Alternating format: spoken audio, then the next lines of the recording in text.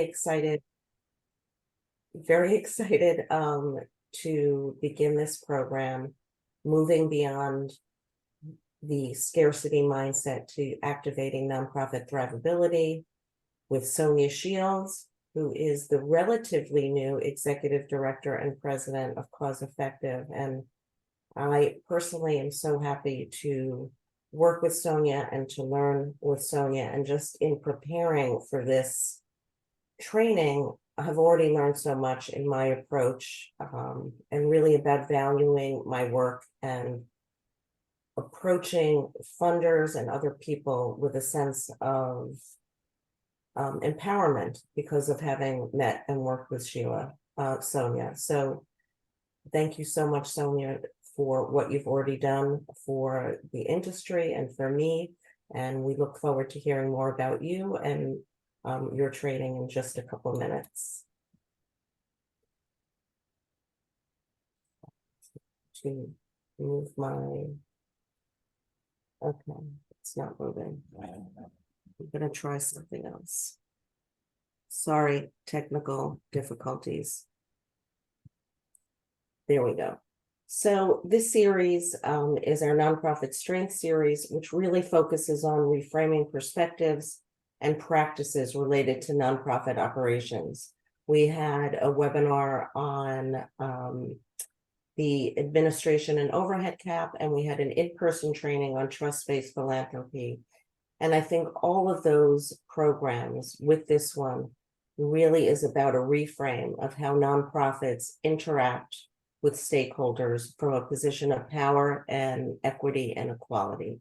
So thank you to everyone who has participated so far and to all the presenters. Nonprofit Westchester's mission is to strengthen nonprofit organizations. That's what we do every day. And we are really as strong as our membership. So thank you so much for working with us and being a part of us. If you are not a member, please consider joining. I want to thank today's sponsors, the series sponsors. We work really closely with people who value the nonprofit sector and understand the importance of our work. And these are our agency sponsors. Thank you, thank you, thank you. And without further ado, I'm going to bring Sonya on.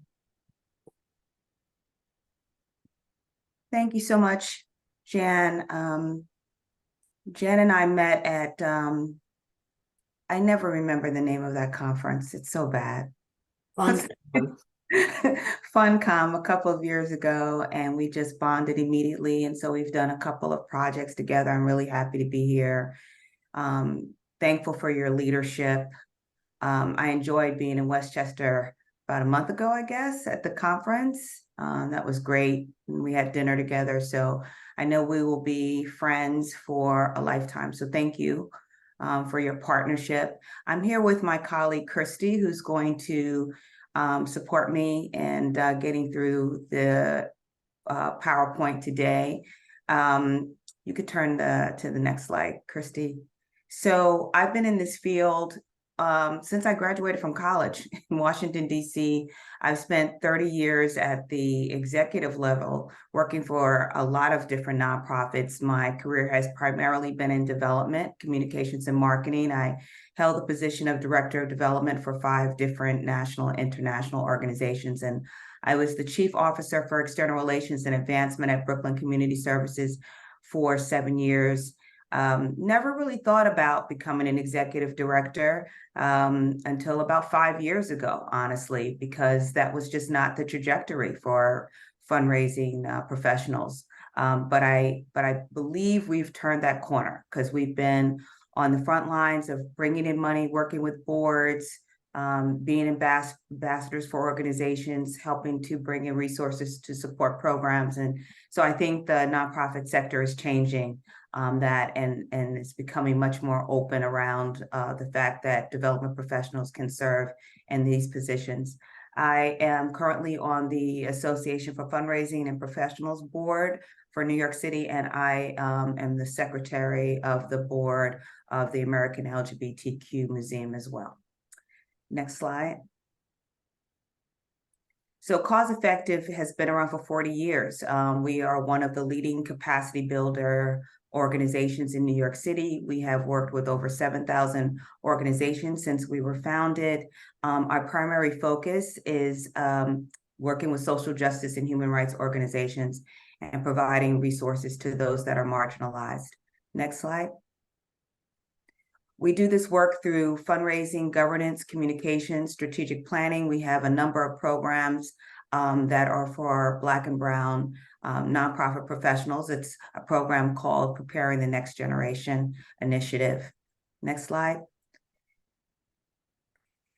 And so let's begin. So when I think about nonprofit thrivability, it really, I guess I'll say this. I'll say the series really resonated with me. I loved that it's called Nonprofit Strength. And it resonates so deeply with me because the world is continuing to explode in violence and in hateful attacks. We have people in positions of power who actively, work to ensure the wealthy continue to get wealthier while they systematically work to oppress people and prevent basic human rights. They are making it harder and harder for people to live in this country. The issues in this country and around the world are of such enormous magnitude that having a strong nonprofit sector is so critical. We are truly at a crossroads, and we must shift our mindset and examine the energy we all bring into our organizations every day at all levels of engagement, internally and externally. Because I've been saying for a while that while I'm not thrilled about AI is not running organizations, at least not yet. Human beings are running nonprofits. And many of us came into the nonprofit sector, or we sit on boards, which I do as well, as I just said, because we want to make an impact around a cause or multiple causes or within our communities. I mean, I'm sure all of us want a more just and loving world, but we all must look at how we are showing up and how we are working with each other. This work begins with our mindset, not just our knowledge and skills. What is our behavior? Are we working collaboratively with one another? How are we shaping culture within our nonprofit organization to achieve goals? And what is our practice as it relates to diversity, equity, and inclusion? We cannot talk about the nonprofit sector and how to move towards thrivability without examining the root of philanthropy in this country as well, and the current fundraising landscape. Because if we want our organizations to have strength, they must be resourced. We can have magical missions, but without resources, we cannot achieve our organizational goals and objectives. Next slide.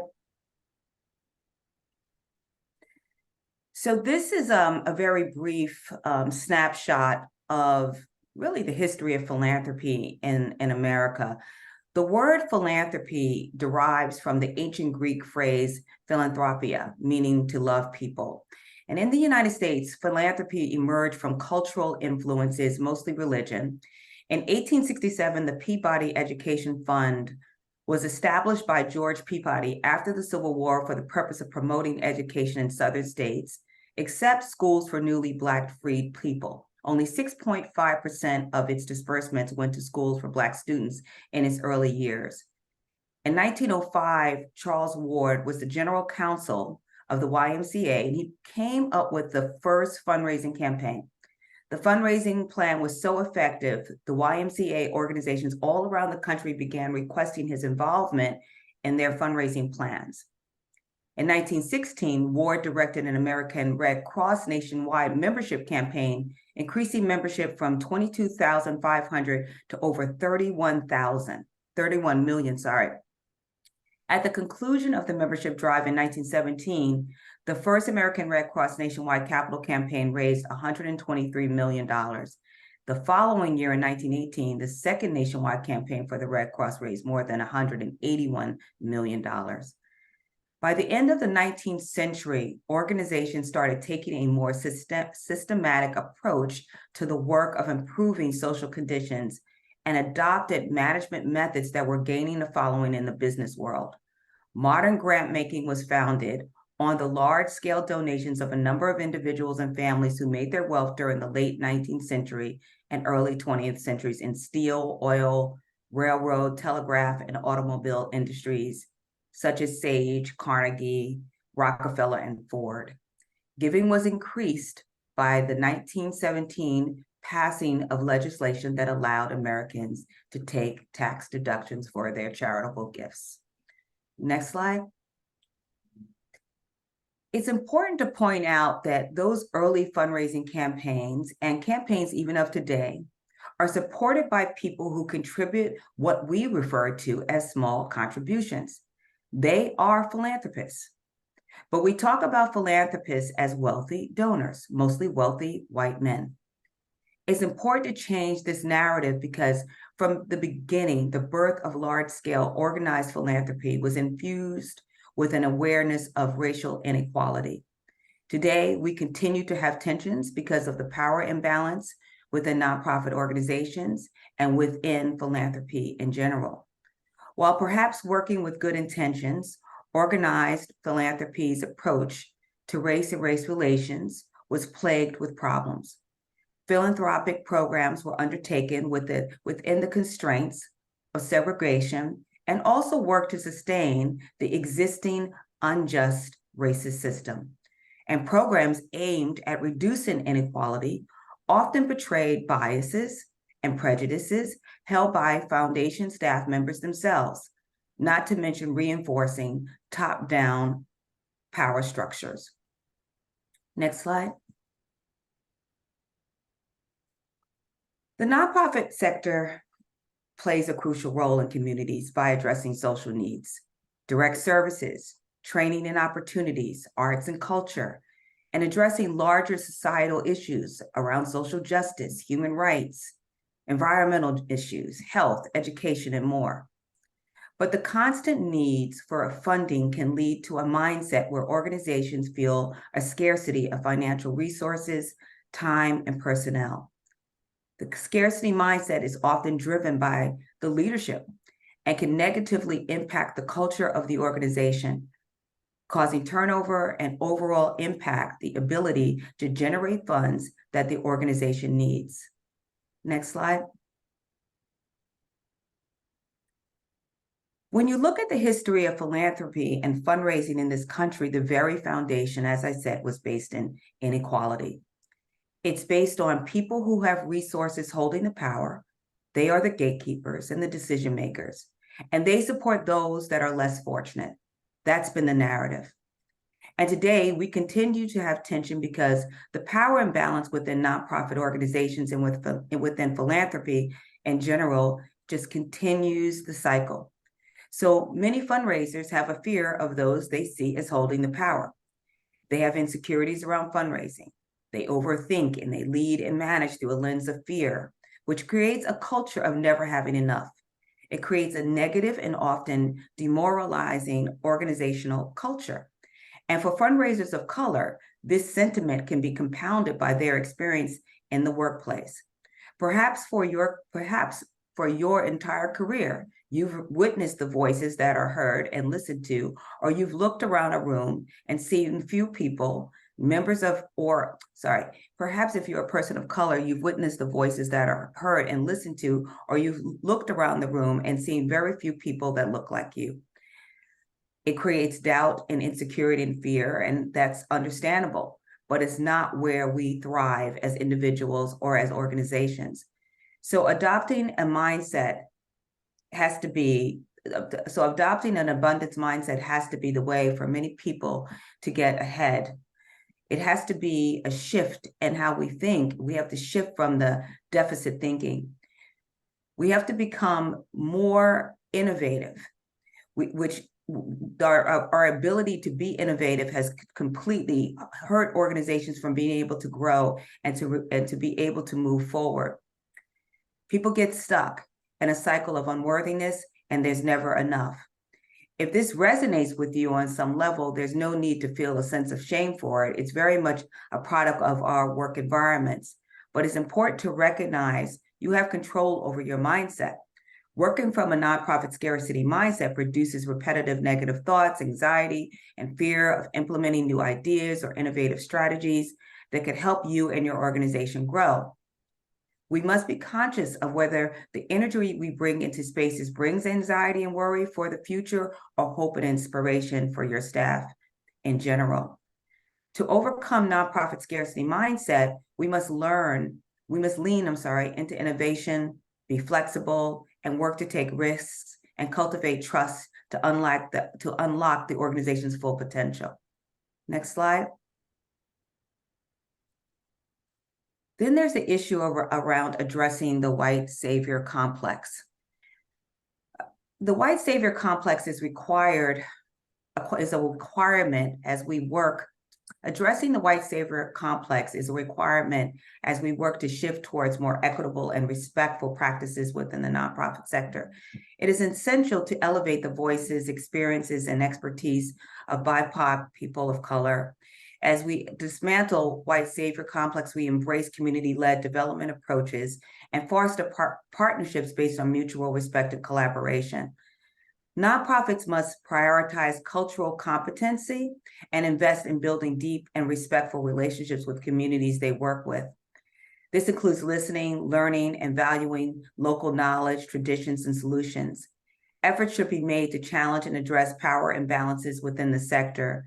This can involve sharing decision-making authority, resources, and leadership roles with local organizations and communities, fostering a more equitable distribution of power.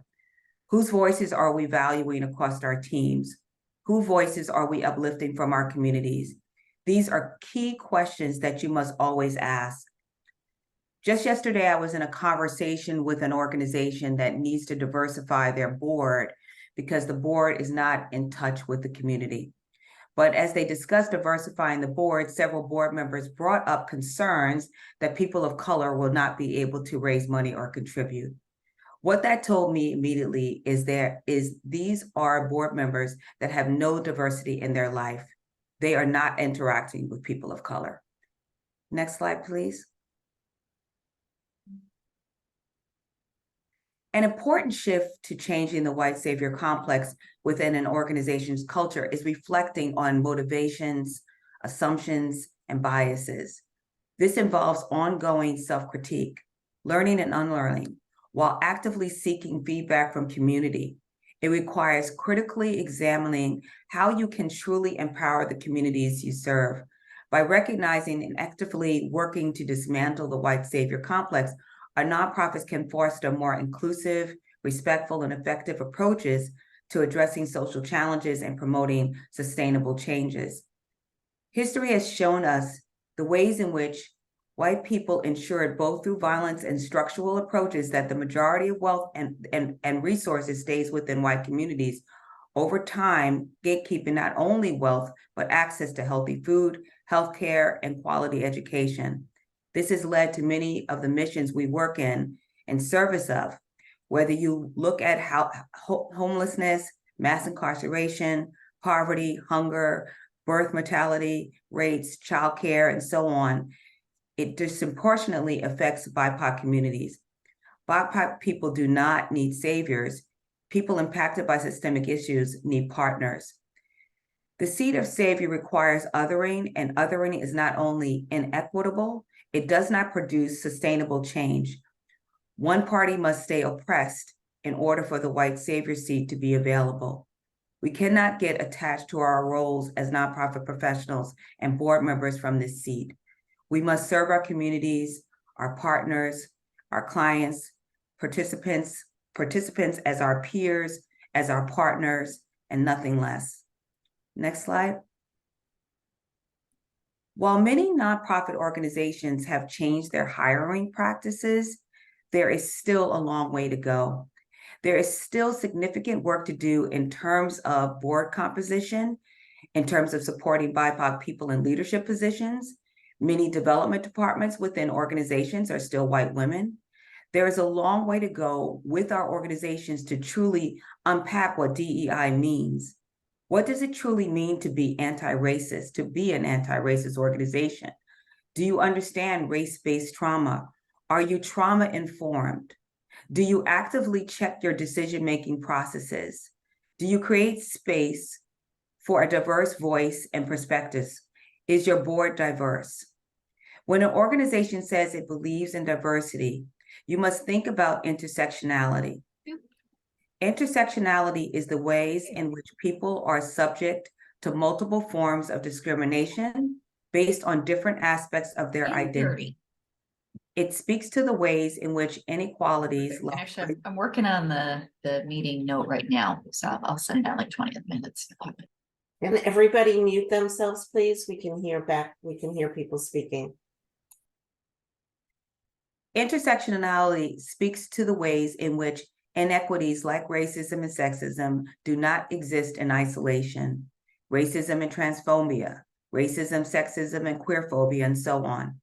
One of the steps towards thrivability is being real about where we are right now within our organizations.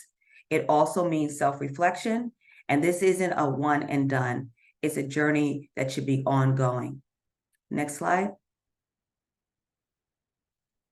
As we think about how to center DEI in fundraising, it's important to broaden the identification and practice of fundraising to conducting philanthropic education. It's claiming as an organization that your fundraising practice is through a lens of racial justice and aims to address oppressive systems and racism and promotes equity and racial justice. Racial justice philanthropy aims to address these disparities and support services, initiatives, and policies that specifically focus on dismantling systemic racism and oppression. Racial justice philanthropy is educating donors and funders on the systemic issues within a community that has, for example, caused people to be unhoused, that have caused Black and brown young men to be impacted by the justice system. It's shifting from the narrative that philanthropy is charity work to what is necessary to create social change in a more equitable society. Next slide. This shift in how we do fundraising is a shift from donor-centric fundraising to community-centric fundraising. It's shifting the power and balance in fundraising and philanthropy. Shifting to becoming an organization that conducts community-centric fundraising is educating donors and funders authentically. You are thinking about the impact you want to make through a wider lens. You are informing donors and funders about what is truly needed, and you engage in conversations to partner with them in making a social impact. Sometimes conversations with donors and funders are driven by their own motivations and concerns, which may not align with your organization's focus. You may not even have values alignment. Community-centric fundraising shows up across your efforts, from your organization's social media, to donor communications, to programming, to how you educate and build community, from those you partner with to those who fund you. Community-centric fundraising is rooted in equity, to educate our donors on proper language and the why behind our language choices. The way you communicate about the community you work with should never elicit any sense of shame or triggers from the community. That's the parameter. If we are sharing a participant story and it's written or verbalized in a way that could elicit shame or trigger, then we have failed to communicate with a community-centered approach, and therefore we're not fundraising through an equitable lens. Through our work at Cost Effective has seen many organizations struggle with many of the same pain points, like white supremacy culture. Characteristics include a sense of urgency, little appreciation expressed to the staff or the work they do, defensiveness, quantity over quality, decision-making is clear to those with power and unclear to those without, either or thinking, power hoarding, people in power are scared of conflict and try to ignore it, individualism, scarcity mindset. Unfortunately, many of these characteristics are common, and organizations often do not talk about the dynamics, nor do they know the pathway forward to dismantle them and center DEI. The issues create toxic work cultures that cause turnover, and this is on top of capacity issues, government agencies not providing enough funding to cover programs, lack of board engagement, lack of access to funders, and the list goes on. Next slide. So you have to ask yourself some questions. Is your fundraising strategy aligned with your values? Is it clear what you want to accomplish? Is your development team diverse? Are you providing space for different perspectives and innovation? Or are you replicating traditional fundraising models? Who are the fundraisers in your organization? Are you educating donors and funders about systemic issues? Do you call out biases, microaggressions, racism, and power imbalances? Is your donor base diverse? Next slide. Are you utilizing multiple platforms and strategies to reach diverse donors? Do you make major donors into superheroes? How are you acknowledging and cultivating donors at all giving levels? Who are your partners? Do they reflect diversity? Are you using inclusive and empowering language to educate audiences about your work? Do you conduct ethical storytelling? Are your special events designed to cultivate inclusivity and engage donors with your programs? Are you providing ways for donors to connect with the organization outside of making donations? Next slide. As Cause Effective continues to see nonprofits struggle to get beyond surviving to thriving and taking in the severity of issues in this country and throughout the world, we decided to expand our programs and consulting model to Activating Nonprofit Thrivability. The cause-effective thrivability model is a framework that elevates and cultivates a humanistic approach and centers diversity, equity, inclusion in our workshop training, consulting, and coaching services. Cause Effective has identified 5 Thrivability Pillars that are fundamental to helping organizations become stronger and grow into the future. The first is identity. We know that many people chose the nonprofit sector because they are mission-driven and wanted to work in a conscious, compassionate, and supportive environment. When you look at the professionalization of the nonprofit sector, many executive directors establish a management style and hierarchy that exists within corporate America. The nonprofit sector has been slow to reimagine how to lead and manage towards thrivability, and the fallout has been organizational turnover and fragile organizations. It is important for a nonprofit to align in their values and purpose, which is key to strengthening the organization's culture, voice, and position for growth and thrivability. It is important to embrace multiple identities within your organization as more than representation, but a culture asset to your mission and work. The second pillar is centering diversity, equity, inclusion in communications, fundraising, and governance. Race and racism are intricately linked to our biggest social problems in the United States, but still today, the nonprofit and philanthropic sector focuses on diversity and not enough on equity and inclusion practices. BIPOC nonprofit professionals continue to experience bias, microaggressions, and racism as a major pain point, especially in the field of development and working with donors and boards. It is critical for nonprofit organizations to center diversity, equity, inclusion as a management practice that strengthens fundraising, communications, and board governance, disrupting the systemic issues and power imbalances, and moving to collaboration and transformation. Collaboration and allyship to fuel social justice and equity. When you look back in history, social change took place through collaboration and allyship. People who came together because they shared the same values and vision. We must look back at movements that have worked and cultivate what we have in common to move effectively towards nonprofit thrivability. Within organizations, fundraising should not fall on 1 or 2 people, which happens within so many nonprofits. Board members who make a commitment to fundraise should strive to grow the organization in partnership with leadership. It is important to align your values with management practices that integrate your organization's fundraising and communication strategies across teams and in partnership with your board, donors, funders, and community to elevate your mission and work. Philanthropic education. The top-down power structure must change in the philanthropic sector for many nonprofit organizations to grow and thrive. We need to shift this dynamic to educate, engage, and cultivate an equitable partnership with a donor or funder. Through philanthropic education, nonprofits can raise greater awareness and engagement around the systemic issues in communities and opportunities to partner equitably to make social impact. We believe organizations must elevate your voice and shift the power and balance in philanthropy when cultivating partnerships with donors and funders. The power of transformational partnerships. The development cycle is based on creating annual fundraising plans that can fall into transactional donor and funding engagements.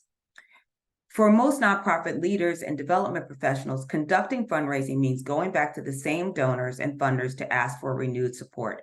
This can be daunting for organizations who have small teams, and especially when you do not know whether the donor or funder will renew their support. Each year, organizations must prove that the financial support was used appropriately, and they must state their case for renewed financial support. Making the case often means providing data, testimonials, scale and reach, or policy change. Building a transformational partnership means communicating a desire to foster a deeper investment and trust between the organization and the donor or funder, which can help shift to a more streamlined fundraising process. I will share some of what can go into your case for support, but basically this is really important to help foster that trust between your organization and the funder. It's really about education, and it's really about having a conversation. Ultimately, you want to move away from transactional fundraising and move towards transformational partnerships based in equity, shared purpose, and commitment to the vision and the mission, and to make social impact and organizational growth. Next slide. And so I'm going to get a little bit into the mechanics, and then I'm going to sort of open it up because I know I've shared a lot. I mean, at the end of the day, you know, all of this is about making the case for your organization's mission and work. And, you know, one of the things that organizations often do is when they're talking about the work that they do, they start with the why. You know, I'm sorry, they start with the how they do with the work that they do, and they don't start with the why. They don't start with the purpose of their work. You know, at the end of the day, you want to be able to inspire people to engage around the work that you do. And you do that by really talking about the relevance, you know, the solutions, you know, what you want to take people on a journey, enroll them in the journey, help them to feel like they can be a part of your journey and want to make an impact by supporting you financially. But oftentimes when organizations are talking about their work, they start with talking about how they do the work that they do and not why they do the work that they do. So some of the components that should be in your case for support. Next slide, please. Basically, the fundamentals are, does the case for support clearly define the organization's mission, vision, and the future? Are the organization's finances clearly presented? Are the arguments for increased funding compelling? That's a really big one, of course. Do potential donors, funders, and investors understand the impact that their investment will have on the organization? Does the case for support explain the impact on the surrounding community and the larger society? Next slide. Does it make logical sense? Do readers show emotional responses to the case for support? Is it succinct? Are individuals able to identify and articulate the major points of the organization's reason for the campaign? Does the case for support inspire action, which of course is very, very, very important? Is someone inspired by reading it? I love when I'm reading a proposal that just makes me want to kind of just keep reading, where they're telling a story, from the beginning, the foundation of the organization, the vision, the change that you seek. I love when I read a case for support that just reads in a way where it's just very visual and they're taking me on a journey, and I'm so inspired, and I feel as I'm reading it that I really want to make a donation. Next slide. One of the things that I think that we all get in a habit of, and I guess because of the kind of work that I do, I'm having to think about this all the time, but I've certainly worked places where we really get in a habit of being so in the weeds, being so in the work that we have to do every day, that we really lose sight of the purpose of our work. And so often, Cost Effective is working with organizations that don't have talking points, they don't have a case for support, they don't have, a pitch. Board members feel like they don't have the talking points that they need to be ambassadors. And so I always encourage people to take the time to, first of all, just reflect on whether you feel personally still aligned with your organization's mission, whether you could even speak the mission out loud, whether you even know it. A lot of times I find that missions are way too long. And if they're way too long, that's going to be a problem because people are not going to remember your mission. But one of the exercises that you could do is to really take the time to write a very brief case statement. And what I like to do is I like to align myself in the case statement, because I think it's very important to just to keep checking in to determine whether you feel like you're in purpose, whether you are in line with your organization at this time.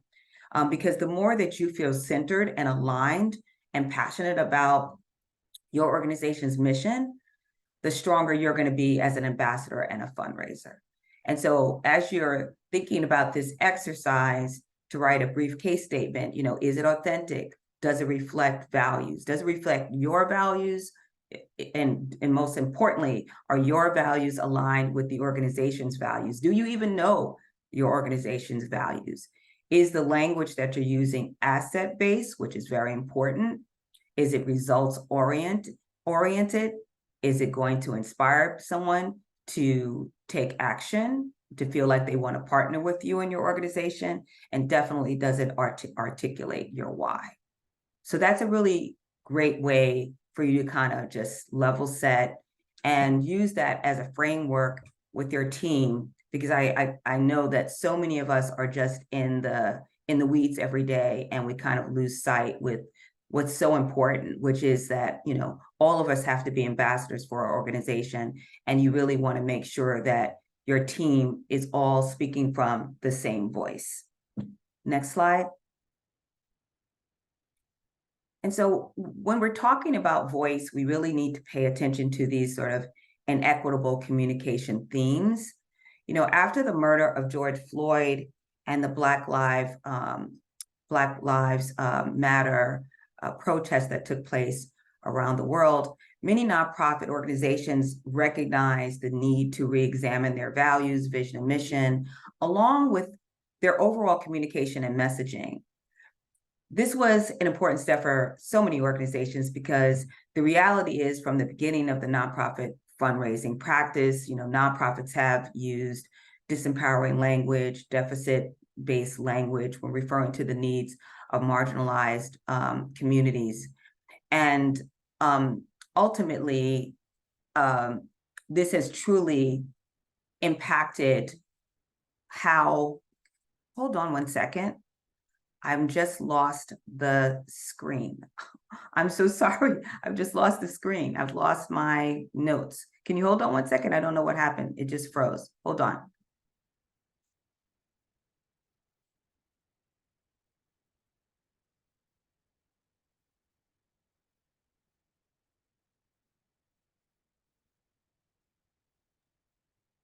Anybody wants to put Yes, any, put some questions in the chat while I pull up the document. I don't know what just happened. It's so bizarre.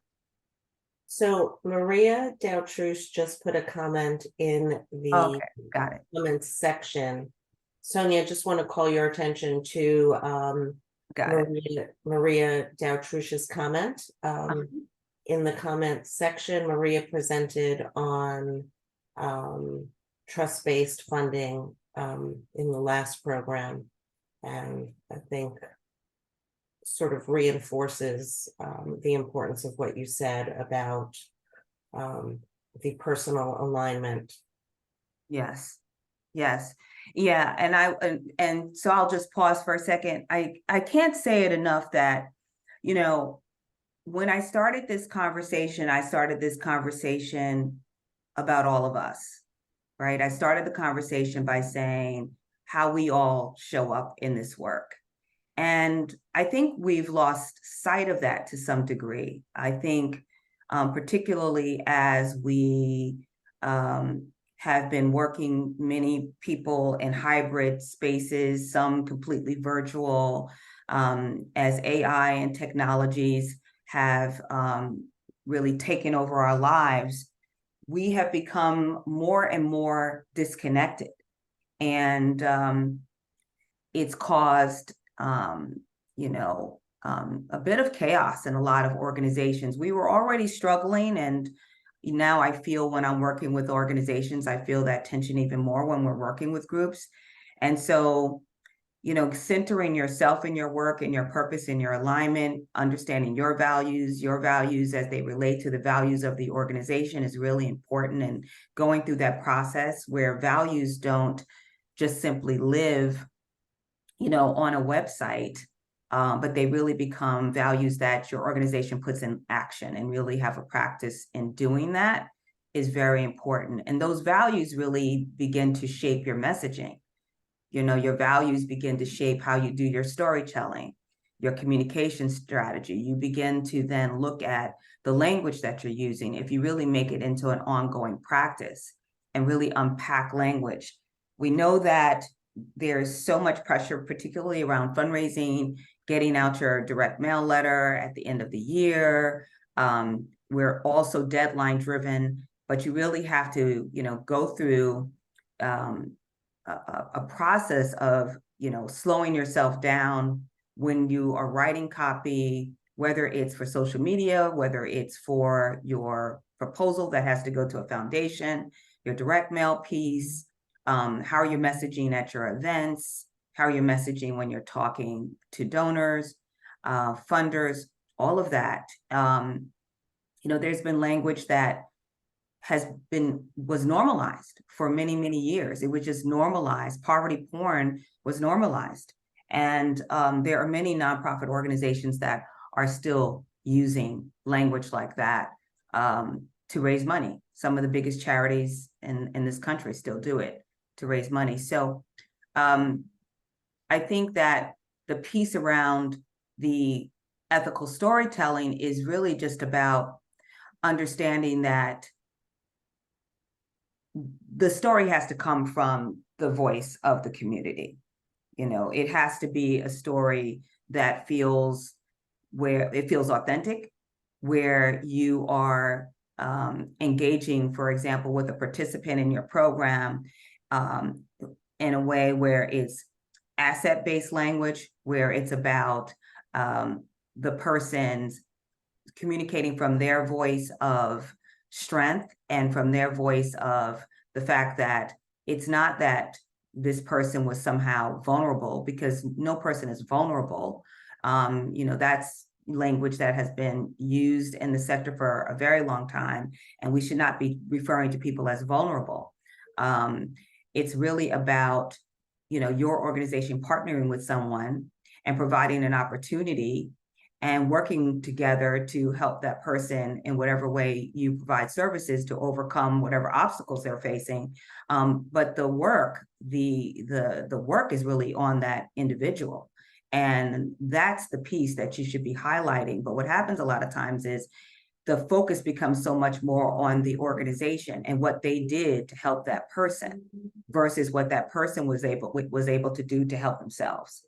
And, you know, I mean, it was so normal to write copy in a way where you're sort of celebrating all that your organization does to help other people versus saying that your organization provides these resources and opportunities and trainings that, you know, people in the community can utilize, and stop communicating about people as if, you know, they have some kind of deficiency.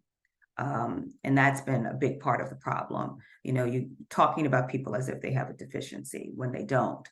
And, you know, the piece also about ethical storytelling is safety. It's about folks feeling like they want to tell their stories and not feeling like they're obligated to tell their stories.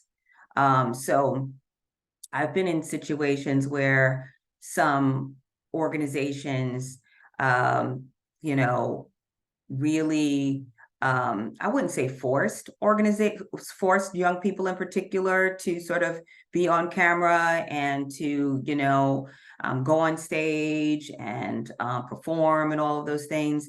But, you know, it definitely felt in some spaces where, you know, it felt pressured, that they certainly felt pressured to do so. And it just needs to be far more collaborative. Some people are shy, some people are totally introverted, some people just don't want, you know, some people are private. So, you know, talking to someone about feeling comfortable to share their story really has to be a process that sometimes even in some organizations requires having a case manager involved as well. But at the end of the day, it has to be the story that comes from the individual and what they feel comfortable sharing, for sure. I hope that answers the question. I will say that just in terms of stories in general, I can't express enough how important they are. You know, they're just in a really important way to engage people, particularly on social media.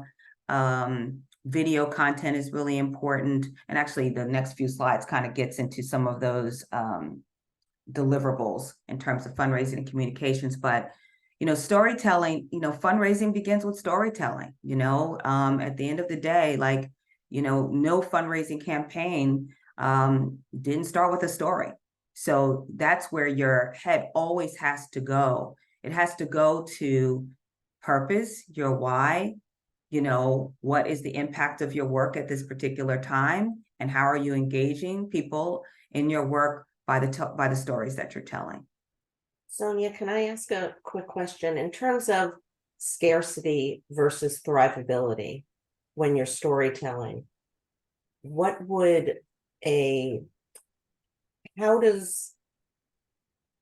do you implement a thrivability mindset as opposed to a scarcity mindset when you're telling stories? Especially, you know, a lot of organizations feel they have amazing stories to tell, and they do. So there's so much competition around that, which reinforces the scarcity mindset. There are so many organizations out there that are competing.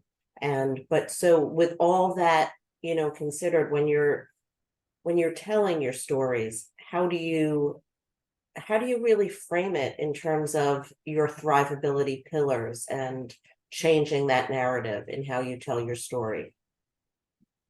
You know, I again, I'm going to go back to how I started the conversation. You know, for me, it's always been about alignment. You know, I've been, you know, I started my career in development through writing. You know, I was, by the time I was 27 years old, I was responsible for raising $1 million through writing direct mail and telemarketing copy. At that particular time, you know, I was so young, I didn't feel necessarily as connected to the stories that, you know, I write about now, and to the work that I do at the level that I do after so many decades of doing this work. I was more of a practitioner back then. I just happened to be a good writer, and I told a story, and I was thrilled that I was building a career in the development field. And it really was, you know, about, you know, the practice of writing, the practice of fundraising, and wanting the money to come into the door. We've come so far. I've come so far in understanding narrative and, you know, the messaging that you put into copy is energy. And I just try to make sure with my team, and if I'm taking the lead on writing anything and working with my team, that the messaging is as authentic as possible, and I feel as aligned with what we're saying, that it's truth, that it's about vision, that it's touching people heart to heart, where people can really feel like they believe what we're saying, and that we're connecting them heart to heart in the change that we seek, the change that we want to see happen in this country, in communities, the ways in which we would like to play a role in the growth of BIPOC leaders, for example, the ways in which we would love for us to not have to continue to have conversations about racism and power imbalances, for example. Like, you know, it really is about aligning with your vision in the most authentic way and getting out of your head around what another organization may or may not be doing, and just writing from a place of truth and being very much aligned with your purpose and your mission, and staying true to that and being authentic as possible. It's really that simple. It really is. And I think that we get so caught up in getting the money in the door as quickly as possible, and, you know, connecting with people heart to heart is what this is really has to be all about. Values. You know, you're aligning. One thing I will say is that people think fundraising is about money when fundraising is really about values. Fundraising is really about connecting with someone else's values to make a social impact. That's what it's really about. That's when you can really have a true partnership with a donor, you know, where it doesn't feel as transactional, where it's not necessarily about the money. It's really more about the fact that this donor is aligned with your organizations from a values place, you know, from a vision place, in terms of you and the donor have the same vision for the world, and you're connecting based on values, not based on money. Other questions about this? Because I'm getting into the practical, you know, I wanted to frame all of this because, again, I just want to remind everybody that, you know, it really does start with all of us. It's really about our mindset and the energy that we're bringing in, and how we're talking to one another, working with one another, talking to donors, talking to board members. Other questions about the communication, messaging?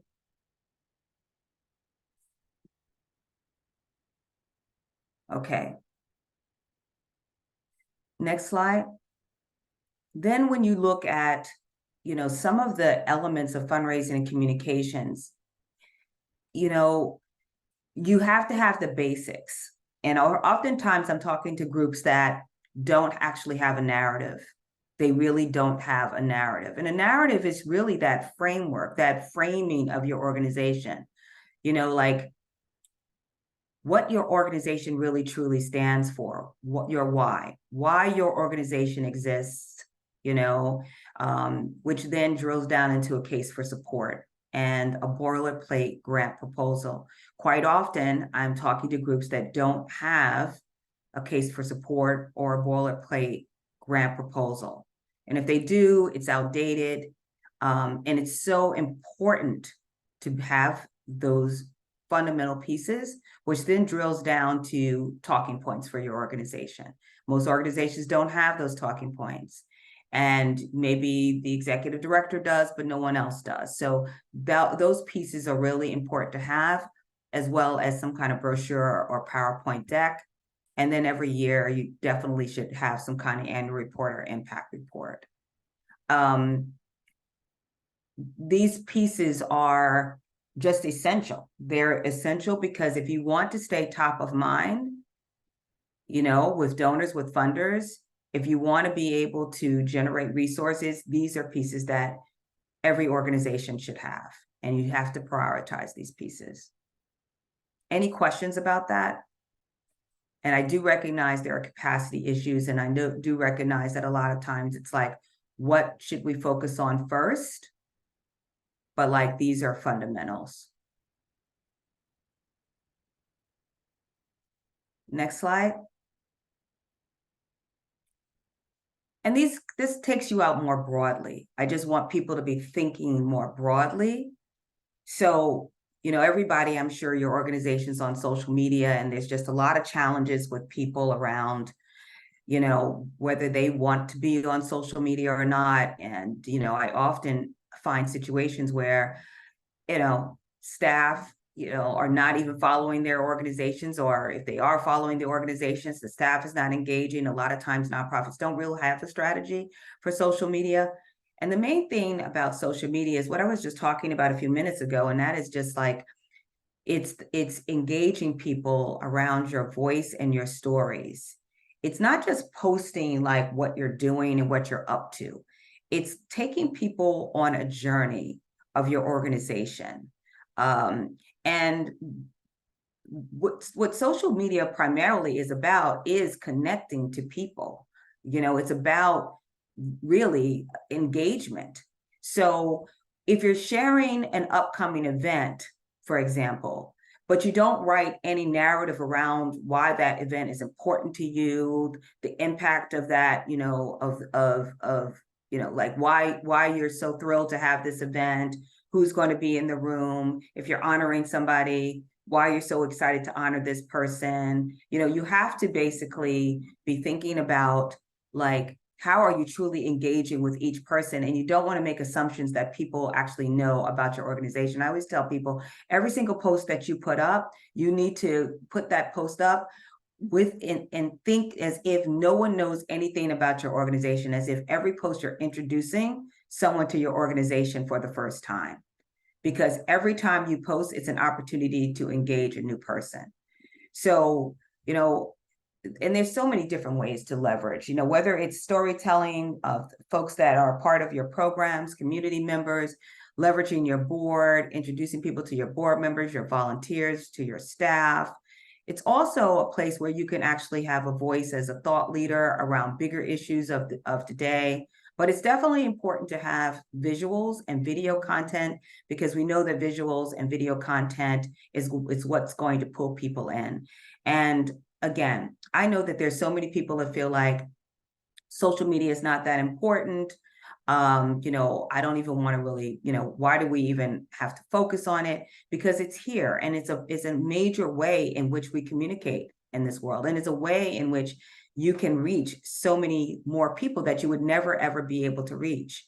And it's so important for your organization to stay top of mind. I find so often that people will talk about their frustrations, that they feel like they're working so hard, but no one knows their organization, and they find it so difficult to attract donors, to get attention. But we have a lot of different tools at our disposal that we're not putting resources in to using in the most effective way. And you just have to really look at where you're spending your time. And I will say that you've got to give social media a couple of hours per week. And of course, we know special events, cultivation events, panels and volunteer engagement activities, speaking engagements, the executive directors that are here, very, very important, board members as well, for you to just be thinking about your own thought leadership, your own voice. What is your brand? What is your narrative? How are you putting yourself out there to connect with bigger audiences? That there's a whole opportunity around that. I have found so many times I'm talking to executive directors who are an executive director because they're passionate about the mission, especially founders. They were passionate about the mission, but they never really wanted to be an executive director. They never really wanted to be fundraising. They never really wanted to be out there talking to people.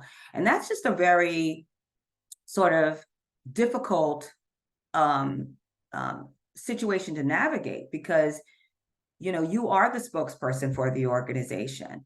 You are that person that people really do want to hear from. And so it's going to be really important for you to take the time to really pause and think about, what is my brand? Not just the organization's brand. What is my brand? What is my story? Why did I want to become an executive director of this organization? Because that's an entry point for you to be able to engage other people. It's an entry point for you to really create community and inspire other people to want to give to your organization. So being a spokesperson for your organization is really important, as well as promoting the staff, board, and your volunteers, because it's important for people to know who's behind the organization's mission, who is making the work happen. It's also a really beautiful way to cultivate a culture of ambassadorship within your organization. Is a great way for staff at all different levels to feel affirmed in your organization. Volunteers love to be sort of, promoted, like the volunteer of the month. Doing volunteer engagement stories is a really great thing, because then you're telling the stories of the volunteers and maybe a project they worked on, or you're highlighting a volunteer and then you're tagging that volunteer. And then as a result, that volunteer is going to post it on social media and be able to engage more people. So ultimately, you should be thinking about, how are you creating community? How are you making your organization sort of given the sense that your organization is a community. And so that could be also actively celebrating some of your donors. I'm not big on, shouting out every time somebody gives you an enormous gift. I think that you can be highlighting a donor that is a monthly giver, somebody that has consistently given you monthly contributions. I think it's really important to value donors at all levels, for sure. But again, it's really about thinking outside the box, so that you're really giving people an understanding of the brand identity of your organization and the people that make your organization do the work that it does. Cultivation and stewardship, really important. I think that people get a little bit confused about, what is cultivation versus fundraising. I mean, there's this idea with some folks that, have fears around fundraising. I'm just being real. Some people really do have fears around fundraising. And what I talk about in our workshops is the fact that fundraising is literally a small part of the development cycle. You're soliciting gifts 3% of the time within the development cycle. Mostly what you're doing in terms of trying to engage new donors to your organization is cultivation. 90% of what you should be doing is cultivation. Talking to people, as I said, being out there, even writing blogs. Writing a blog is cultivation. Posting on social media is cultivation. Writing a note when you see somebody post something and making a comment is cultivation. Just really engaging people at various touch points is very important to do on an ongoing basis. But of course, it is also meeting with a donor. It is, of course, having a cultivation event, meeting with a donor to have coffee, to have lunch, having a meeting with your program officer.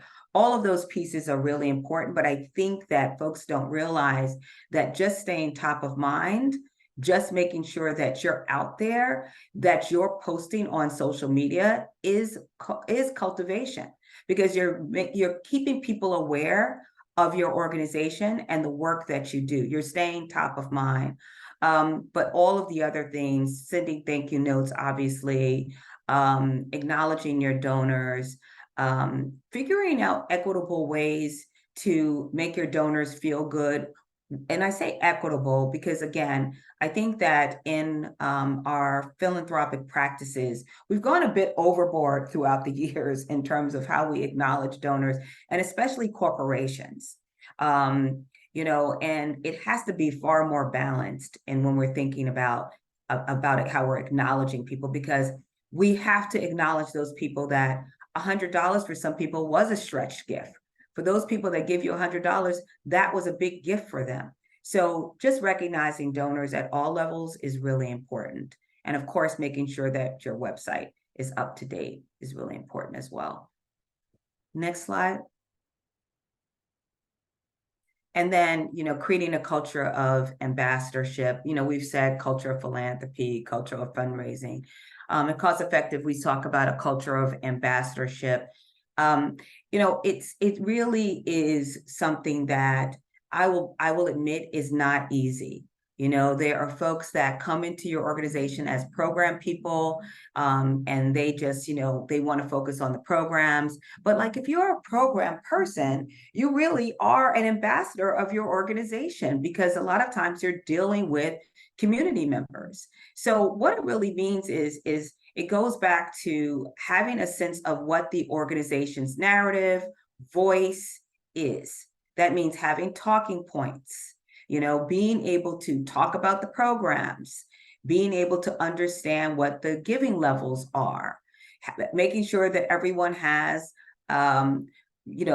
easy materials. Like if you're putting up a campaign, like it's Giving Tuesday or the end of the year campaign, making sure that your team has a social media toolkit that they can utilize. Encouraging people when they are going out into the community to take photos. A lot of times, your program team and folks will go out and do all of this great work and be at events and forget to take photos. Capturing video content, just making it a regular turnkey process that involves all of your staff at every level. But a lot of times that has to start with the leadership. It has to be a process that is affirmed by the leader of your organization, who's encouraging it and encouraging everyone to participate in being an ambassador for your organization. Because what can happen, and it's really something that I think is a tension within a lot of organizations, is that your development team can often feel isolated, like it's all on them. And especially if you have a 1 or 2 person development team, that it's all on them or whoever does communications to be the ambassadors of the organization, and everyone else, doesn't participate in that process. So again, it really starts with the leadership. And I would say that it's something that you should really kind of bring the staff together to talk about, to really go through a process of, having people talk about what their fears are. If you're having a gala or some kind of cocktail party or event and you want your staff to network and mingle, and some of them are introverts and they feel uncomfortable talking to your guests, go through a process of really doing role play and talking through that process, and have them role play, talking about the work, again, starting with the why the organization does the work that it does, what's the impact, being able to talk about like 4 key takeaways that's happened in the past year of things that you've accomplished. One of the things that we do at Cause Effective every week, we've been doing this for years, is we send the staff and the board 3 highlights from the week. And it's been something I think that the Cause Effective has done for many, many years. And we never miss it. We never miss it. And it helps the staff to see what other people are doing, and it helps the board to be engaged around what we're up to in the highlights, because a lot of times board members don't hear about the work until the board meetings, and this gives the board an opportunity to feel like they're more engaged with what's going on in real time. Sonya, I have a question. Somebody is asking me directly, but for small nonprofits with very small administrative teams who are stretched so thin, they feel this level of work is really overwhelming. And I understand that. We've made it a priority at NPW to sort of really focus on resource development in a lot of the ways that you're suggesting, and we've shifted to not doing some other things. So how would you answer that question about just being stretched so thin and not being able to do a lot of this? Yeah, Why don't you go back, Kirsty, to the slide that had some of the thing? Yeah, let's start there. So that's something that comes up all the time, and it is really something that is a real thing. What I've done within different organizations where I've worked when I came in as a development professional is, most importantly, I looked at all of our materials. I looked at how are we talking about our work? What are the materials that we're currently working with? And I looked at the website. Is the website up to date? We at Cause Effective right now, I'm a new executive director. So we're thinking about the website. There's changes that have to happen to the website. We just put together a new brochure ourselves. So you've got to look at your materials, because at the end of the day, like your fundraising, your ability to engage donors and corporations, your audience, what materials do you have that you feel really comfortable with, that have the right language, that's really aligned right now with your values, your vision, your mission? Do you feel that you feel confident and comfortable with your materials? So you really have to pause and start there. That is the most important, like your sort of all of your external facing communications. So do you have a deck? Go back to that next slide, Kirsty. Do you have a deck or some kind of brochure? I think it's very important to not just have a printed brochure. You should have some kind of deck that you can easily send to somebody. And you can use Google Doc or PowerPoint to put that together. But if you have access to a graphic designer that can do it in InDesign and Illustrator, great. But something that you can easily send to someone that they can download. Super important. Then you want to really make sure, again, that you feel good about your website. People make websites way too complicated. No one is living on your website. You just need to have a website with basic information. You don't have to have all of your information on your website, right? So website is really important. You want to, as I said, you've got to look at your social media platforms. It's like, you've got to think about where are people finding you? Where if you want someone to find you, if you want to make sure that people can engage with you, you've got to think about all of those communication touch points that are critical, that are easy, turnkey. So if a company is thinking about giving you money, guess what? That company is going to look at your website. That company is going to look at your social media platforms. That company is going to look at your LinkedIn. They are. I have just in the past couple of days communicated with a couple of executive directors, and I wanted to see their LinkedIn. I went to go look. Two of them didn't even have a picture, like no visibility at all on their LinkedIn, much less any visibility of the organization. So all of these different platforms, you've got to put some intention into. Then you've got to think about, as I said, your overall narrative. You got to be looking at what is our narrative as an organization truly? Like, what are we saying? What's our vision for the future? And how are we talking about this? How does our narrative also feed into the larger societal issues of today? So not thinking so narrow, but thinking much more broader. And then you take that narrative and then you shape out a case for support. That case for support should be that message that you can, hopefully it's maybe a page or two. It shouldn't be like 5 pages. It should be maybe no more than 2 pages, which is your case for support, your purpose, your why. And that can be used for so many different purposes. I mean, you can use that for language for your website. You can use that for language for your social media. You can use that language for your direct mail appeal.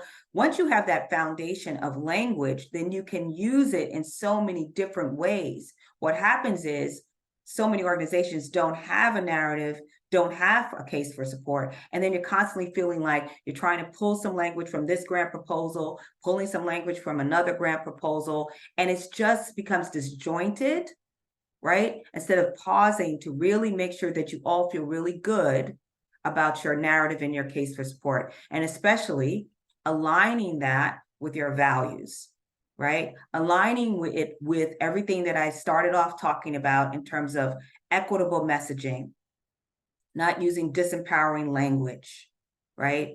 Really talking, because I don't think there's an organization here, I guarantee, that is not doing work for marginalized communities. I doubt it that there's any organization here that doesn't. So you have to talk about systemic issues, and you have to be comfortable talking about the fact that racism exists, that power imbalances exist. And I'm saying that because I think that we're so afraid of telling the truth because we think that people will be jarred by it. But the data shows that there are many organizations out there that actually get more funding by talking about these systemic issues. You don't want to be watering down your messages. You don't want to be watering down what's happening in communities. So that messaging within your case for support, as I said, goes back to really addressing issues from a philanthropic education standpoint, not just a fundraising standpoint, not we just need the money and this is what we're going to do with the money. You got to start talking about these systemic issues so that you're educating donors and funders. And then the messaging and the talking points. You know, every single week, there are things happening all the time. Many of you are in front of people, your staff is in front of people. You know, you want your staff, your board to be equipped with talking points where they feel like they're comfortable being able to share the work of the organization. That's really important. And then the impact report, the annual report. Do I think it's absolutely necessary to spend a whole bunch of time, putting together something that, because sometimes they can take months to put together, but you know that foundations definitely want to know your financials at the end of the year. How you create that impact report is really up to you. It doesn't have to be 25 pages, but you do, you want to have something that you can send to a foundation. If you're in a conversation with a corporation that asks to see, some of your materials, you want to have something that you're able to show, to a company or a foundation or a donor pretty quickly.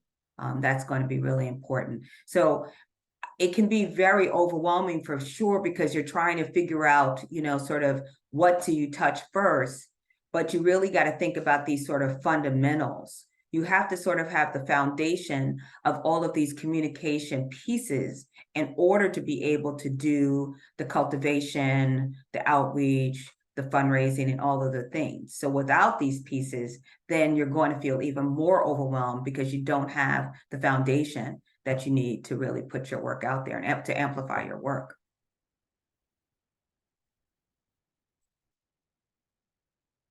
Other questions?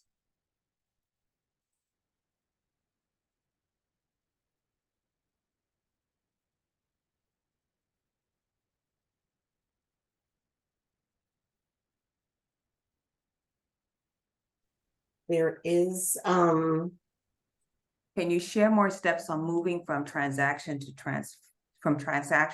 to transformational relationships with donors? How do you continue funding to keep the lights on while you shift in positive? Okay, so I can just give you some examples, because some of it is, I'm going to be honest, I'm mapping some of it out. I just have a practice of, when I am talking with a donor or a funder, I'm not just talking about what we need right now today. I'm not just doing this thing that we often do, which is we ask for that person to purchase a ticket to our gala, or we ask that person to renew their annual gift, or we are asking that foundation for renewed support. I'm always posing with the foundation whether we can get multi-year support, whether they do it or not. I will ask. I will talk to a foundation about the entire budget for a program. So if we're moving forward with a program and an initiative, I want that foundation to understand exactly how this full program costs. Now, if that foundation says to me that, well, we can only give you $50,000, or we can only give you $100,000, I still want the foundation to know that this program is going to cost us $250,000. So that's a very important thing to note, because the transactional is this way in which you're just really trying to get the money, that you're submitting something to get the money, because this is what you've been told that is the amount that this foundation is going to give.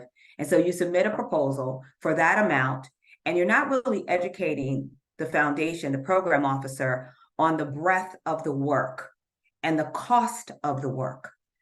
Because quite frankly, $50,000 doesn't really practically pay a salary, much less benefits. So they really need to understand, what it takes to move a program forward.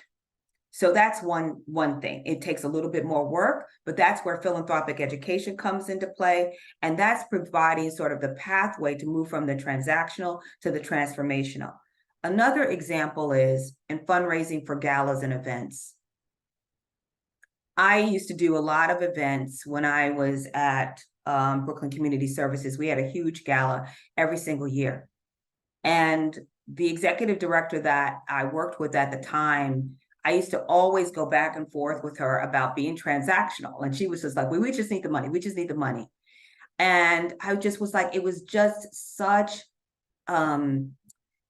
so exhausting to have to go back every single year, right? To ask people to do a sponsorship every single year versus asking them to contribute over the course of several years, or ask them to do a larger sponsorship.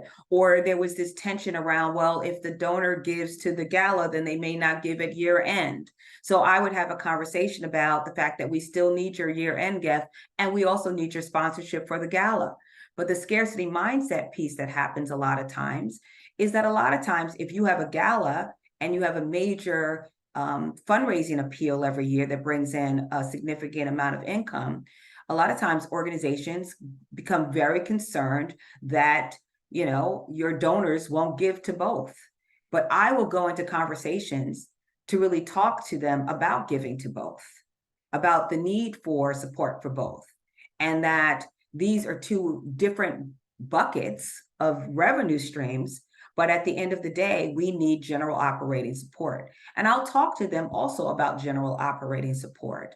And I'll talk to them specifically about the fact that, there is a lot, particularly when I was at Brooklyn Community Services, because 90% of our funds came from government funding, and government funds don't really pay that much, and certainly didn't pay, they pay poverty wages. I mean, I'm just going to say it. So we needed to raise more money.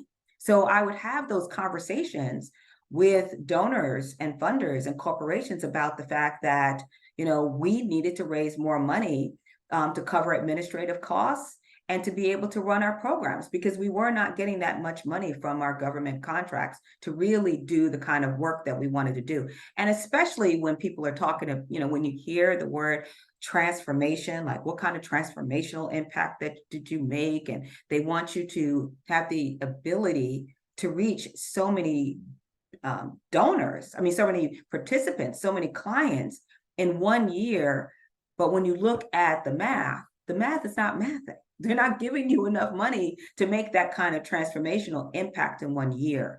So what I mean by the transactional, for moving from transactional to transformational, the transactional just feels a lot of times like you're just asking for a gift and you're not educating people. You're not really talking to them about deeper investments and really having them to understand what your organization needs. And a lot of times, because of scarcity mindset, people are afraid to say what their organization needs, because they think that that's going to show some kind of deficit and weakness. And it doesn't. It's about really being authentic around your capacity issues, being authentic about, the fact that your organization is not getting the kind of level of funding that you believe your organization deserves because of your mission and your impact, and your longevity, how long you've been on the front line in various communities and things like that. I will add that, in certain places that I've worked, I've had some really fulfilling experiences when I was able to engage some donors around multi-year contributions, where they made, commitments to gifts of, just $5,000 or $10,000 over the course of 3 years, so that I didn't have to keep going back to them year after year, asking them for their renewal. They had faith in our work. They trusted me. They trusted, the organization enough to make, a commitment over the course of several years. And if you can get foundations to do that as well, think about how much time you could save versus having to go back to the foundation and submit a proposal, year after year. So that's what we're talking about it's just some examples of transformational versus transactional. Maria Dowtrush has her hand up, so I think you would like to ask a question, so you can unmute yourself. You. This has been wonderful. I'm going to try my best to keep this in inquiry. But so much was coming up for me as Sonya was speaking, especially responding to that last question. And so what I'm thinking about and what I'm trying to get into a question is around expanding even what we are discussing when we say scarcity mindset. I feel like the conversation has been very applicably useful in thinking about fundraising and philanthropy and that cycle. And also, as you were giving that response about the gala, for instance, talking to someone about going back for support every year around the gala and the year end, it really had me thinking about some of the byproducts or adjacent challenges of a scarcity mindset, which to me, I'm going to try to word these things in draft. Working on autopilot, doing what we've always been doing, taking on more work than we probably should, because the expectation is that we'll do more with less, and taking an extreme amount of pride in that. And then sharing a warped narrative about the very work we do. I am always coming back to this story that came out during the pandemic. A white woman who was on a board wrote a story about how the nonprofit she was on the board of had to close. And she was completely just not even aware of how dire the situation was, because the reports they were getting is everyone is so committed to our impact. We're serving more people. We're doing more with less. And eventually the folks on staff could not afford to keep their jobs and had to just stop. And so that for me is also like, where is the scarcity mindset in that? And how would a thriving mindset, an abundant mindset, and not only a mindset, but an abundance and thriving culture within our sector have changed a story like that? And so I don't think this is for everyone, and I don't think these things happen overnight. It's more like this interesting experimental lab I'd like to see happen for the nonprofit space. We're also very risk adverse. We become very conservative, not only in our giving and our thinking, but just this is what scarcity does, is what I'm laying out. And I think we all know that, but I just wanted to say it beyond spending 40 hours in a week asking for a $5,000 grant, right? So I want to ask about little experiments that if you had the space or made the space, what are some little experiments with thriving that could get us on a transformational journey? Because it's not going to be everyone, it's not going to be all at once, and it's not going to look the same. We're so entrenched. I think your history of philanthropy helped to explain that. But there are little things. And when you were speaking, one thing that jumped up to me is like this whole idea around galas. What if galas could shift? And I don't know how, think about how it would work for your organization. What if that gala could shift from primarily fund solicitation, right? And income generating night of ticket sales, right? Sponsorships. What if we were in a place where that experience of celebrating the accomplishments and partnerships of an organization became more cultivation than solicitation, what would that take? So I'm thinking in that mind and just asking if you have any response or ideas around experiments, like little what ifs that don't feel like we lose. Because I think scarcity mindset also makes you feel like a loser. So you're so afraid of losing because you don't think you ever have enough. So just, I'll stop there. It was rough for me to make that a sentence, but you were giving us so much richness and I got really percolated there. So thank you. First of all, I want to talk to you more because that was absolutely brilliant. I mean, I'm just like, that was brilliant. I got chills when you referenced, there was something that came up for me about the scarcity piece around the woman that did not know that the organization was doing poorly, and and she was on the board. That resonated with me so much because I think that there's so much to unpack there. I think that there's a lot of fear of executive directors looking like they're failing. And so they'll hide, the financial challenges that are going on, because, and not only feeling concerned about personal failure, but the failure, sort of the brand identity of the organization. So they don't want for the, foundations, for donors to know that there's some kind of financial issue going on within the organization. And they'll try to hide that until it's too late, right? And then all of a sudden it's a complete crisis. We find at Cause Effective that a lot of organizations get in contact with us because there's a crisis. And it's interesting, instead of being in a place of like, we're good, now we'd like to hire you because we want to get even better, we rarely get those calls. It's always like, things are, unraveling in some area and now we need your help. So to your point, it's like, why does it get that far? Like, why does it get to that point? And that point has to do so much about the mindset. It has so much to do about really understanding that that piece around collaboration and being transparent and not working in silos is so important. When you're having a conversation with your board, for example, about fundraising, and you're feeling like you don't have full engagement from the board, and then you feel like it's all on you. I mean, that's a real thing. I mean, that's a real tension within a lot of organizations.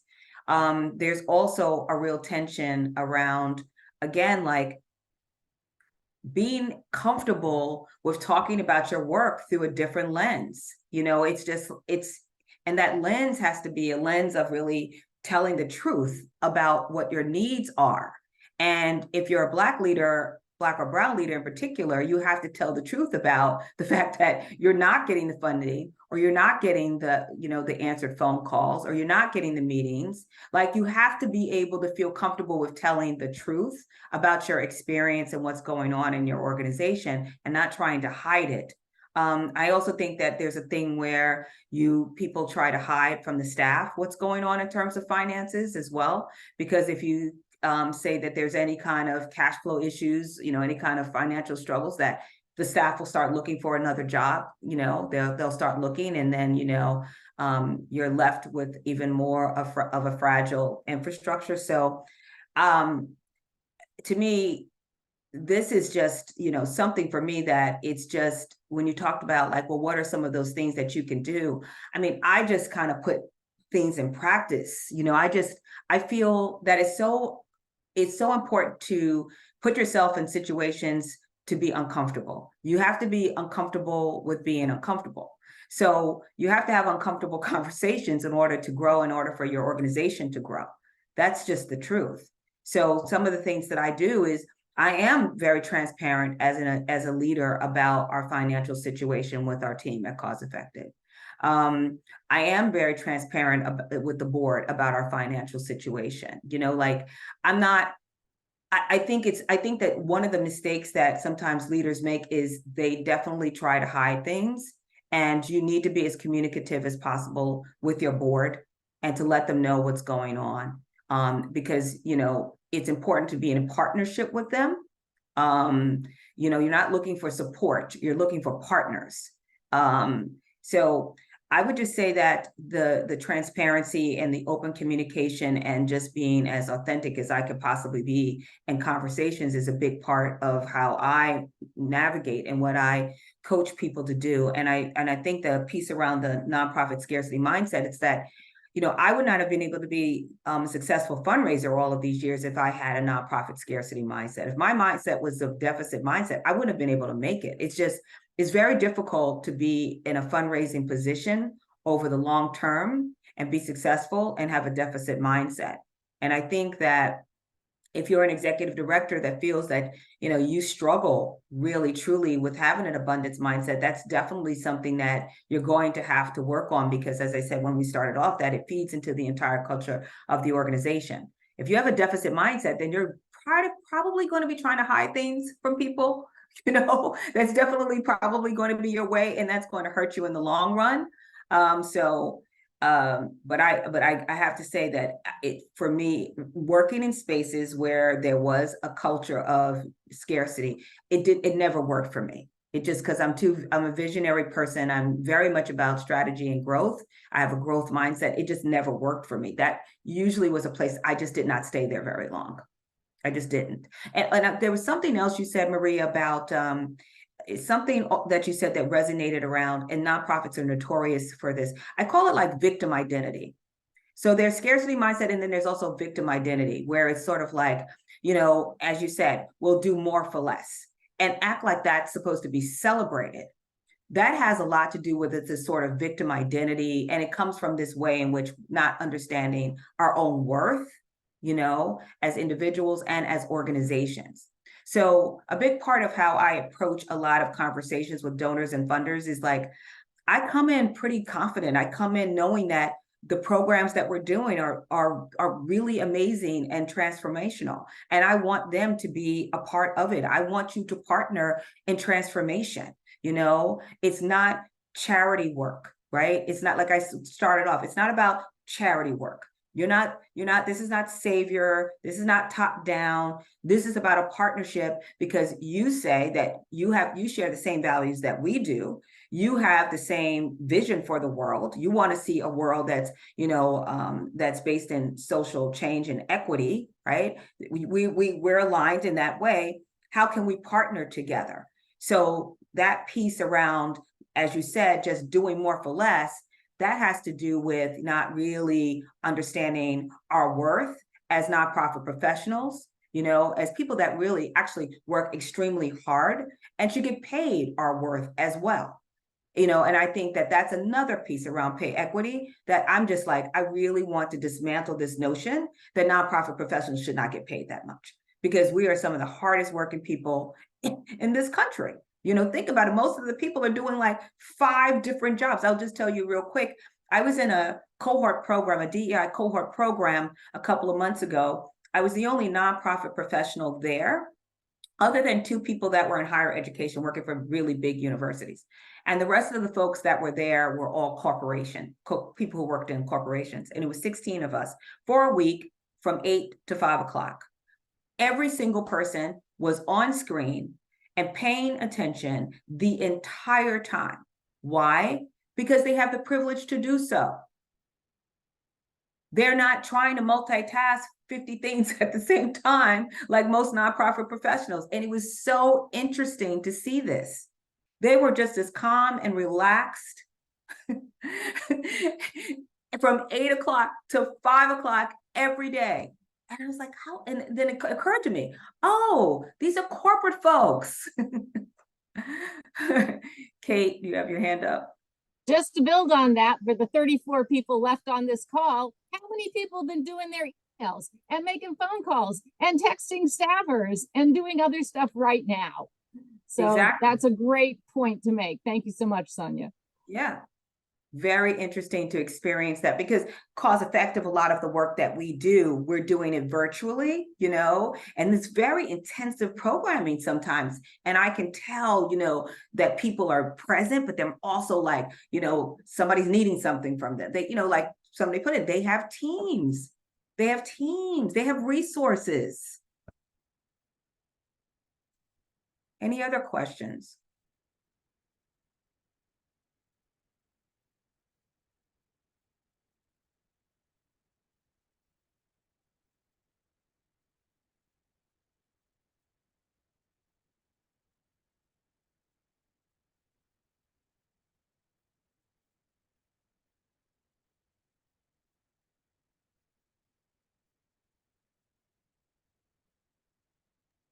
Any final thoughts? Thank you all. Wow.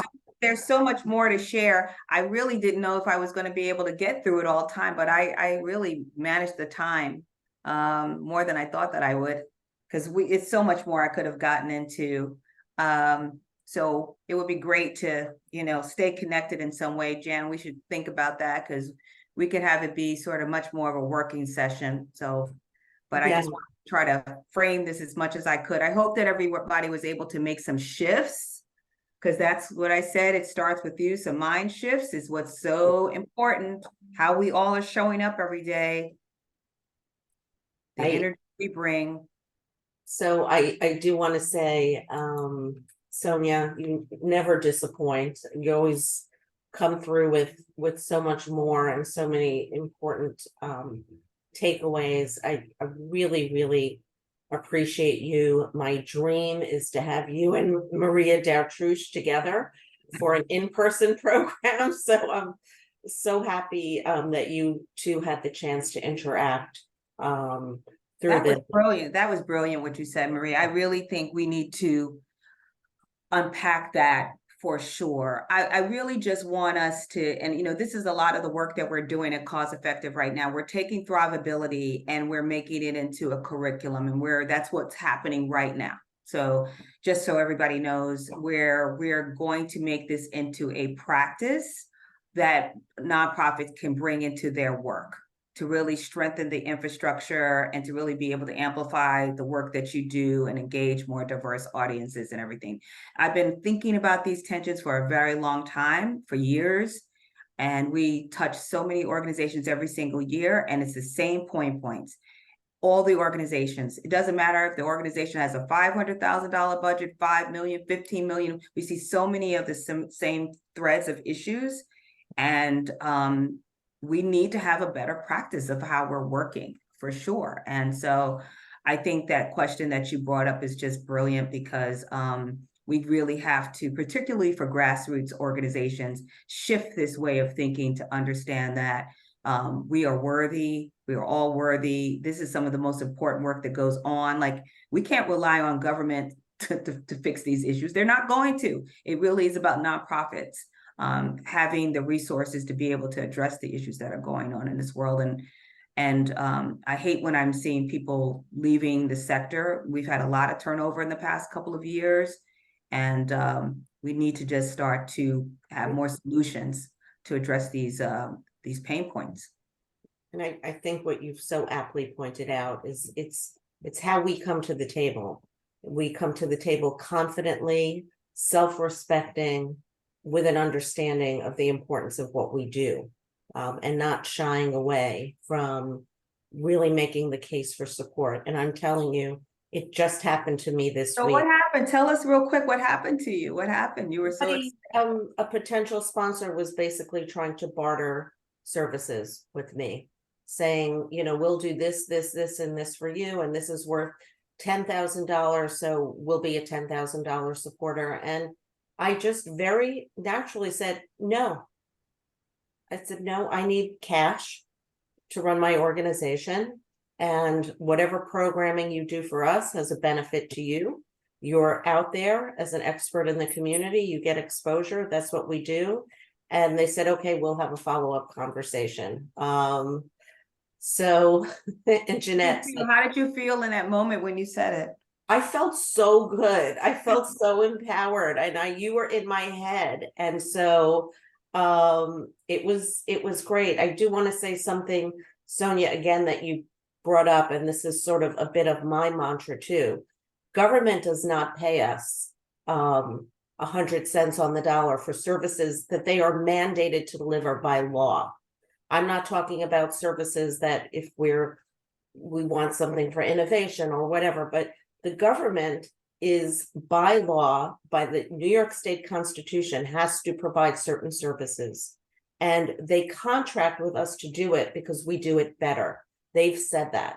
And so for me, I would love for fundraisers and advocacy people in whatever organizations, however that's sort of split up, I would love to see resource development be the term that we use.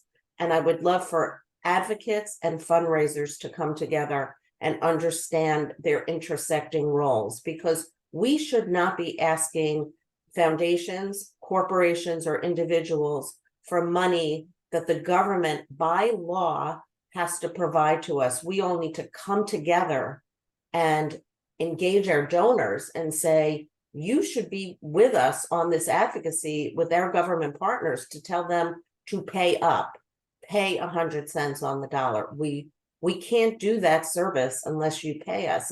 And this is where equity comes in too, right? Because wealthier organizations, which are predominantly white run, have the discretionary funds more fully to make up what the government doesn't do. And smaller, often Black and brown run organizations, which are just as impactful, I've seen them, I visited them, don't have that discretionary funding. So when you're competing for a government contract, who's going to win that contract? So we've got to come together and make advocacy part of resource development and make that change with government too. Wow. I didn't know that, actually. I didn't know that. You're saying 100%, I didn't know that. We have, for victims of domestic violence, certain mental health services, child welfare, other types of services, those government has to provide those services. And it really should be beyond just service provision. Unless we have a well-trained workforce, then we're not providing the best services possible, right? So that's administration and overhead training. We want all children to get the best possible mental health treatment. We want all children to get the best possible, education. And when we don't train the nonprofit workforce to deliver the best possible services, and when we put it on them to provide training and also to support, if you're treating victims of child sexual abuse, you need a lot of administration time. You, as an organization, those therapists and people that are working with those victims and families need to come together as a group and talk to each other and offer support. Nobody's paying for that. And so there are so many things that we do as a sector that should be reimbursed, and we've got to come together to do it. I always bring advocacy up because I think if we don't become advocates, we're not doing the work we do. And then, and just one other important thing is, but I also think, Jen, this is a very important point, because a lot of nonprofit professionals don't know this. Yeah, well, we're getting the word out about that's what our advocacy platform is about. On January 11th, we are having a budget forum with the New York State delegations to the Senate and the Assembly, and we do talk about this. And the other thing is, if we really are a nonprofit sector dedicated to equity, all organizations have to examine themselves. Oftentimes we talk about across the board funding increases for nonprofits. Well, that's not fair. That's not equitable.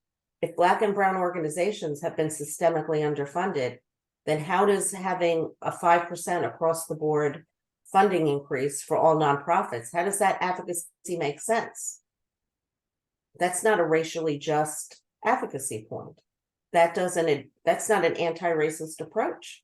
So there's so many things, there's so many other things that when we come together as a community and really examine our own practices, what can we change? What can we do better? How can those with more power lift up other organizations and advocate for them? Because at the end of the day, it's not about our organization. It's about the people that want our services, that are working hard to overcome what life has dealt them. So, yeah. That's really great. Well, let's continue talking. I'm here for it. And again, I appreciate all of you, especially appreciate all of you who hung around. I'm scrolling through to look at you and I'm smiling. And those who are not on camera, thank you. Michaela, I hope you feel better. And everybody have a great week. Thank you so much to Sonya and to Cause Effective. Really so grateful to you for this. And I know, Sonya, that you took so much time preparing for this, and we're so grateful. So thank you. Thank you. Thank you. You are welcome. You're welcome. Happy holidays also to everyone. Thank you. Bye.